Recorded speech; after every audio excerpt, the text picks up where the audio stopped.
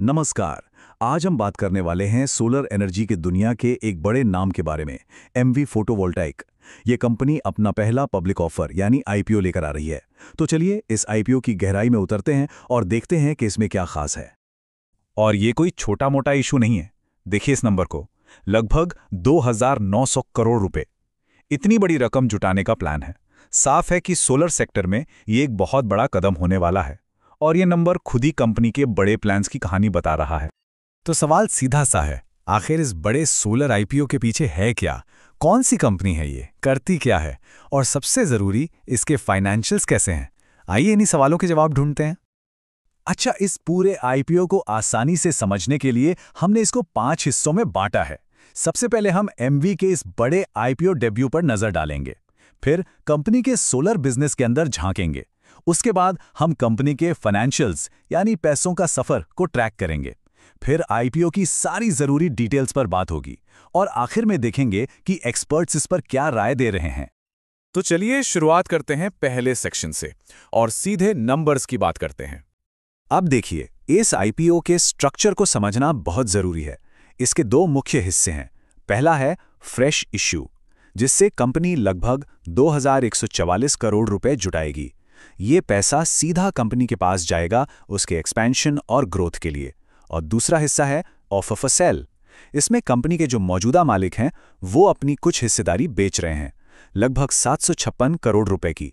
ये पैसा उनकी जेब में जाएगा, कंपनी के खाते में नहीं। एक और चीज, ये एक बुक बिल्डिंग आईपीओ है। इसका सीधा सा मतलब ये है कि इसकी कीमत फिक्स नहीं है। बड़े इन्वेस्टर्स इसके लिए बोली लगाएंगे और उसी डिमांड के आधार पर एक प्राइस रेंज के अंदर इसकी फाइनल कीमत तय की जाएगी। चलिए, आईपीओ के बेसिक्स तो हमने समझ लिए। अब आगे बढ़ते हैं और जानते हैं कि एमवी कंपनी आखिर करती क्या है। तो एमवी फोटोवोल्टाइक, इसकी शुरुआत हुई थी साल 2007 में। ये एक इंटीग्रेटेड सोलर कंपनी है। इसका मतलब क्या हुआ? मतलब ये कि ये सोलर सेल्स भी बनाती है और उन सेल्स को जोड़कर जो सोलर मॉड्यूल बनते हैं वो भी, एक ही छत के नीचे सब कुछ। और इनकी मैन्युफैक्चरिंग प्रेजेंस काफी स्ट्रांग है, खासकर कर्नाटका में। अच्छा, कंपनी अपने कुछ ताकतों पर बहुत फोकस करती है, जैसे कि ये इंडिया की दूसरी सबसे बड़ी प्योर प्ले इंटीग्रेटेड मैन्युफैक्चरर है। प्योर प्ले यानी इनका पूरा बिजनेस सिर्फ और सिर्फ सोलर प्रोडक्ट्स पर ही केंद्रित है। क्वालिटी प्रोडक्ट्स का इनका ट्रैक रिकॉर्ड तो है ही, लेकिन एक बहुत ही ज़रूरी पॉइंट है इनकी टॉपकॉन सेल टेक्नोलॉजी।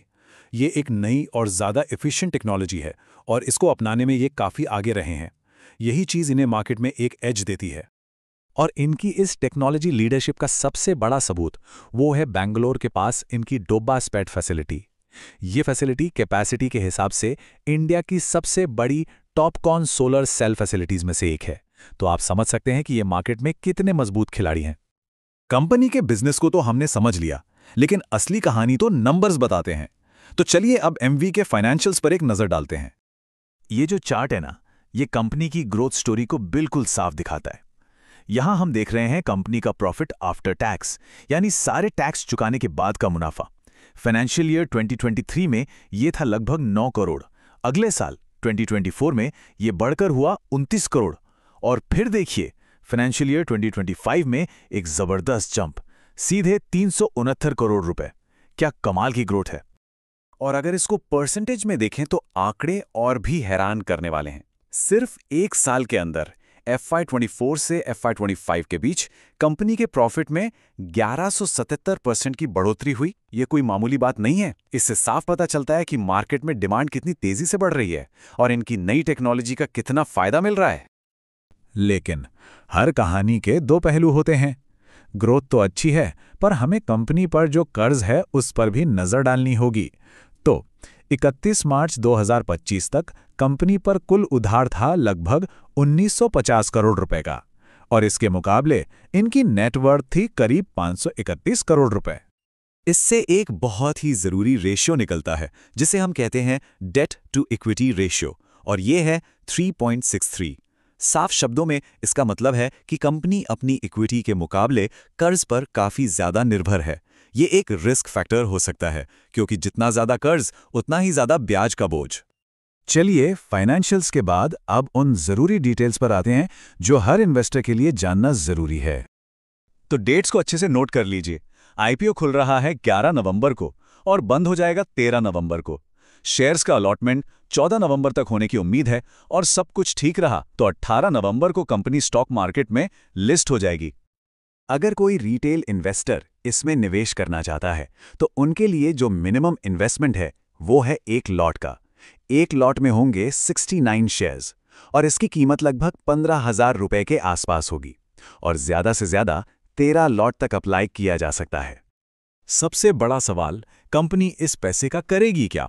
याद है हमने थोड़ी देर पहले कंपनी के कर्ज की बात की थी।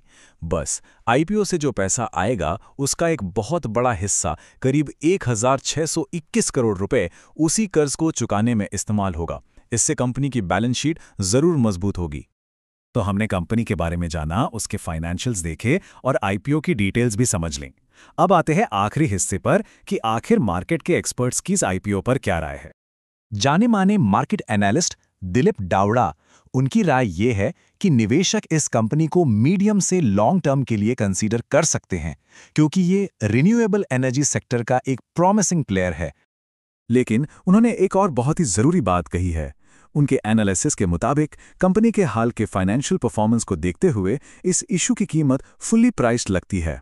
इसका मतलब ये हो सकता है कि शायद लिस्टिंग के दिन ही बहुत बड़े गेन्स की उम्मीद ना रखी जाए।